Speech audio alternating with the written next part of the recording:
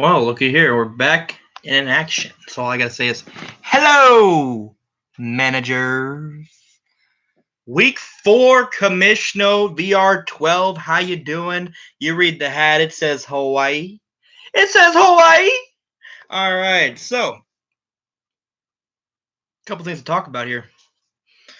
As we do every week, let's start with the standings. Let me whip them up over here in the corner. We got Bryant, top dog this week, knocking off Sergio, who was number 1. We have, actually, weird way of saying this before I show this. We have 4 3-1, 4 2-2, and 4 1-3 teams, evenly split there, broken off into sections. So Bryant 3-1, J Nash 3-1, Serge 3-1, Darshawn 3-1, in that order, 1 through 4. And then you have the grouping after that: Ponchal, Aaron, Luis, AK, all 2-2. And then you move to the 1-3s. DJ moves up the chain here. He's at 1-3, but he's not sitting in last or second to last anymore. He got himself a win. So 1-3 DJ, 1-3 James, 1-3 myself out of the cellar. Matt, sorry, but you have taken that spot over at 1-3. I'm going to move to the current odds after week 4, so a quarter way through the season. Well, quarter way through the NFL season, not through fantasy season. But the current odds: Sergio and Bryant and J Nash, all 3 of y'all at the top spot at 2-1 favorites. Then you move to Ponchal, Darshawn, and Luis. I have y'all at 5-2. DJ's at 4-1. Aaron 5-1. Matt and AK 6-1, and then James and myself at the bottom at 8-1. My odds are improving. Who would have known? Let me adjust my light here again. I didn't turn it towards me this time. Kind of put it over my head. I'm hoping that there's not as many shadows. That's what I'm looking for. Maybe not as much shadows. I know I have a visor on, because I'm a head coach, baby. I'm a head coach. Look at this. Look at this. I even got my lay on, because I'm going all the way back to, I told you all in 3 times. But to the real important stuff. The matchups this week. And I don't know why I just bumped my screen twice with my knee. I'll back up so I don't hit it again. But we're going to jump right in this and talk about some matchups. The first matchup, as we always do, the Underdog Revenge Tour, baby. And for the first time all year, we're going to talk about a dub. We're going to talk about a dub. Let me tell you why. First of all, the quarterback goes by the name of Deshaun Watson. 38.1 points. Don't worry. Have some guy named Fournette. Kind of balances it out. He's got 9 points on the season. Yeah, that's a great number 2 pick, baby. But the real MVP. We laughed about it at first, but who knew he would be the MVP? As a matter of fact, they even got a song for the man. Cook ball, cook ball, cook ball, cook ball, Hey. cook ball, cook ball. Cook ball. Jared mother-flipping Cook, baby. How you doing? He's cooking up 2 touchdowns. He's cooking up 110 yards, 26 points, ringing in the first dub. If you didn't know, now you know. Whew! Y'all feel that? That's the Underdog Revenge Tour coming alive. He went from, I told you all in 3 times, to the Underdog Revenge Tour showing up. His opponent that lost 113.4 to 97.88. None other than Houdini himself, James Carlock. James, I thought VR was such a breeze, baby. You even losing to last place. It ain't that easy no more, buddy. 1-3, you at the bottom of the barrel. Well, not really. Technically, Matt's at the bottom of the barrel, but you're even with the bottom of the barrel. But there are some positives here for James. Let's talk about Julio Jones, for instance. Dominates again. Great last 7 seconds of the game. I mean, he picked up 67 yards. But let me tell you something. Julio Jones is on pace for the season. 2,008 yards and no touchdowns. Julio Jones, ladies and gentlemen. Julio Jones. Thankfully, he has Calvin Ridley, because he at least scores. I mean, Matt Ryan throws him the ball in the end zone. Also for his team, you look at James wide receivers, 59.6 points, a combined 61 or just slightly under 61% of his entire team's points for the week. Clearly, that's a ton. All right, I'm going to move to the next matchup. The Battle of the Akashas. Ponchal, AK, dueled it out. Ponchal has the favorable team, if you look at it in setup-wise going into the week. But Double A takes this one. Takes it 132.82 to 115.46. Let me tell you why. AK, Green Bay defense. 0.7 sacks, 2 interceptions for a total of 24 points. And then you have Melvin Ingram and James White put up a combined just a tad bit over 50 points. Recipe for a win right there. Your 3 guys, you got over 70 points, right? Loving it. Ponchal, what did you do? What did your guys do? Well, Brandon Cooks, shooting that bow and arrow for 21.6 points. Thursday Night Football, just living large, living in charge, doing his thing. And then you have on Sunday, Pat Mahomes. Guess what, guys? He's human. He is not no legendary nothing. He put up his career low for VR12. You know what it is? 27.86 points. 304 yards, 1 passing touchdown, 1 rushing touchdown. He must be trash. Can't even put up 30 a week. Garbage. Anyway, Ponchal, you got yourself a good one there.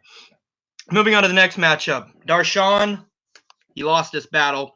152 to 58, or 152.58 to 91.34. Sorry, Darshawn, but Fitz Magic is dead. Stunskis, bro. You used up all your magic there against me in week 3, but now it's done with, bro. What you gonna do? You ain't got a quarterback, boy. I don't know what you gonna do. I don't know, so good luck to you. Good thing for your team. Some guy named Todd Gurley, some guy named Stephon Diggs. They're still pretty good. So you got yourself some key guys there. You just don't got no one throwing the ball. Hit me up. I can trade you Marlon Mack or something. But anyway, moving on to the next matchup. You got this guy named Bryant. I told you he's in first place. You got this guy named Matt. He told you he was in last place. Sure, you know how this matchup went. 110.42 to 88.68. Let me give you a little breakdown of this game. Easy E. Zeke, you got to feed the man, right? Well, currently, Zeke is learning how to play all 11 positions on offense because he is the Dallas Cowboys offense. All of it. Every ounce of it. As a matter of fact, I think I saw a stat is like 50 or 60% of the entire team's offense for the season. We're a quarter of the way through the season. 4 games. 4 games. Oh. Woo! That's a doozy, Judge. That's a doozy. Also, what did Brian do? Adam Thielen. I feel like I'm a broken record, but he does it again. Another 100-yard game. Put up 22.5 points. And then my favorite guy in this entire matchup between Matt and Bryant is Bryant's kicker, Matt Bryant. Love it.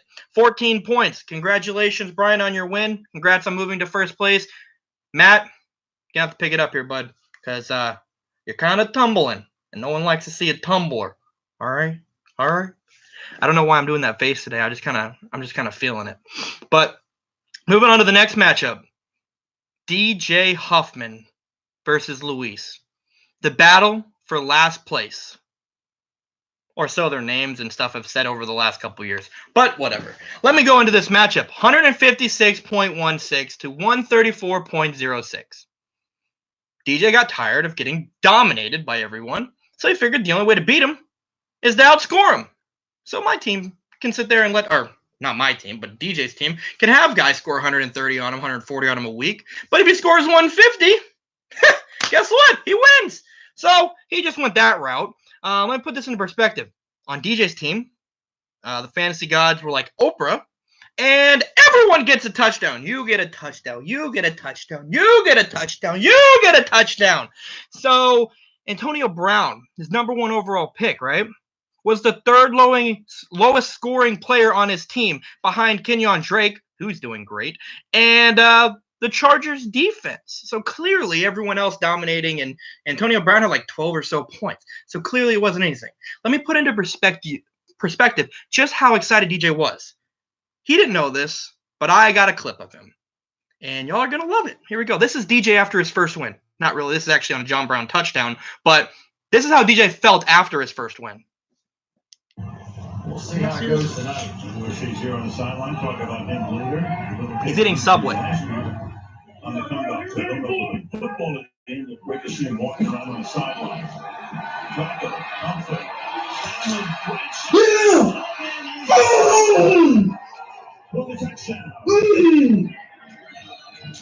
You knew it. Oh, I hate you. You knew. Yeah, he's gotta hate me. But any chance you can get DJ on camera? Only on camera. Only on camera. You got to take the opportunity. So congrats, DJ, on your first win. Let's go to Luis's side of things here. Matt Ryan is still red hot. And I mean red hot. Smoking hot. Sizzling. You hear the pan. Guess who he faces next week? That'd be this guy. Yikes. And he plays Pittsburgh. Yikes. Another thing here. So he's got Matt Ryan doing him some good, solid work, basically, and that's obviously something that Luis called at the beginning of the year, and I called him out on it, told him he was going to be disappointed. And guess what? I was wrong. So another portion of this team, probably the one that DJ got most upset about, and Cowboys fans out there probably would agree with you, Jeff Heath sucks. He absolutely sucks. Just handed Golden Tate a free touchdown. Because, look, here's Jeff Heath. Let me put it this way. Here's Jeff Heath. Here's the boundary.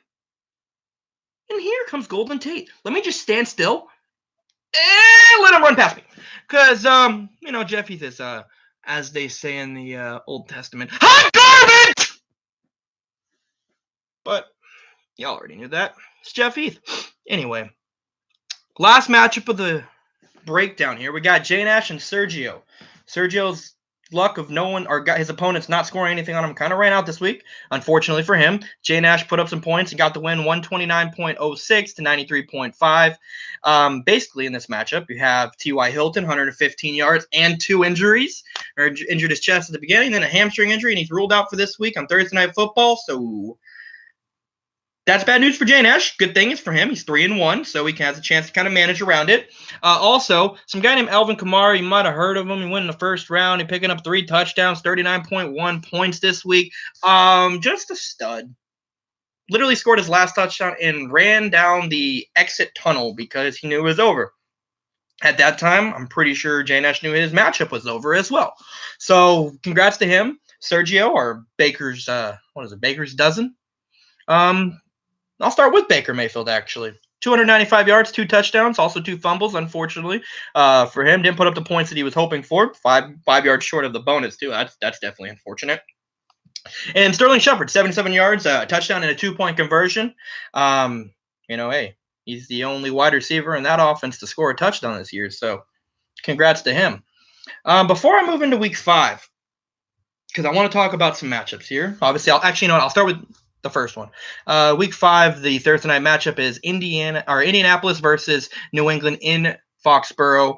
There's a couple guys on this side that you got to deal with. You got Luck, Naheem Hines, Ebron for Indy. You got Brady, Edelman coming back from suspension, Sony Michel, James White, Gostkowski, Gronk, Josh Gordon, Chris Hogan, basically anyone and everyone you got for New England, right? But let me tell you about a guy, and I wish his name was slightly different. Zach Pascal. And for the life of me and for the rest of my life, I'm going to call him Zach Ponchal.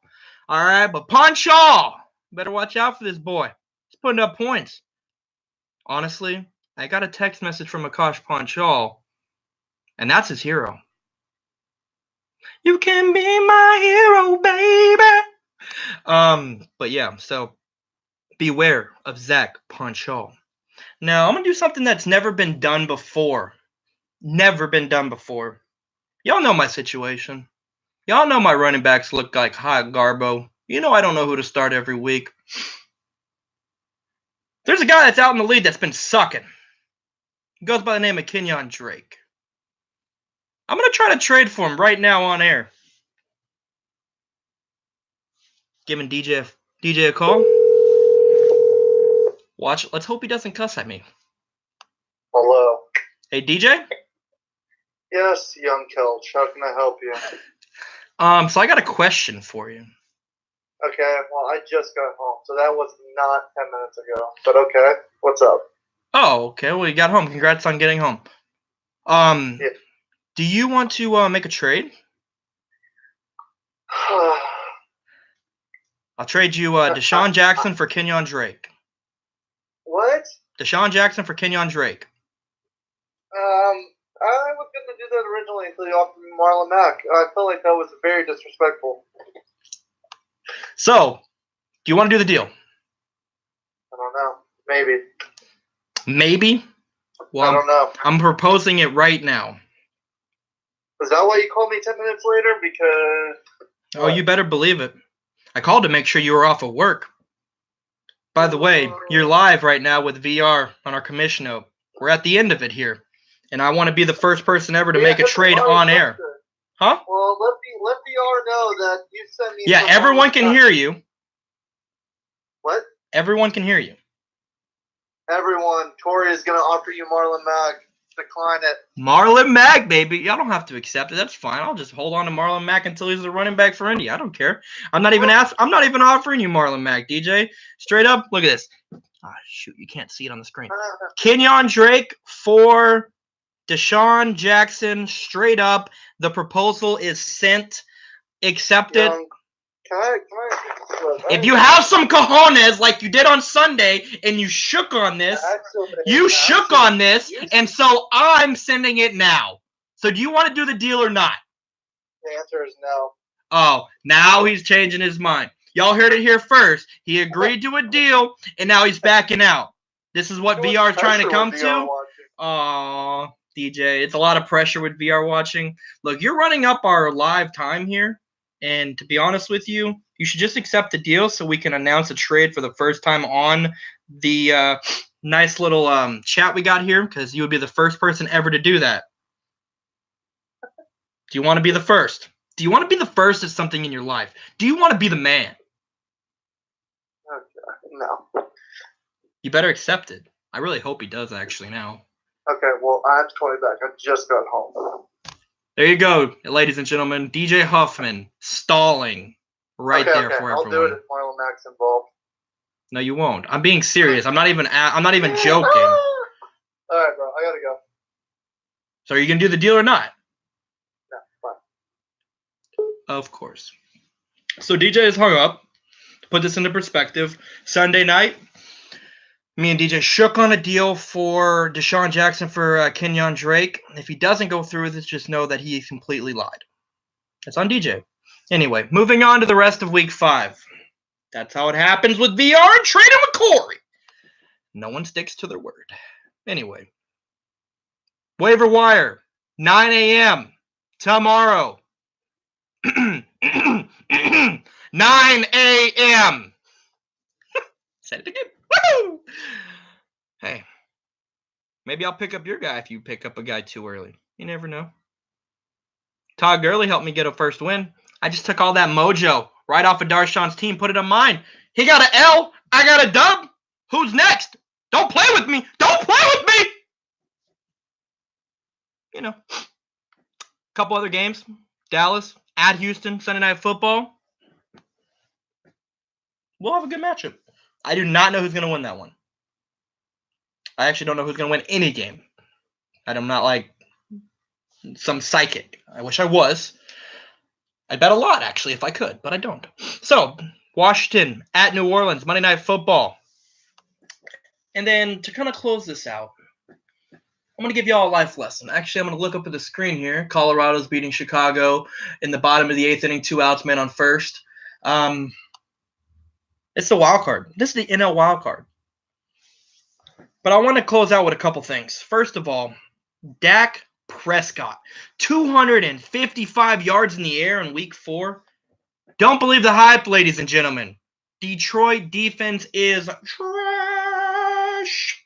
Not only are they trash, but Dak raised his average to 188.3 yards passing per game on the season. Brilliant.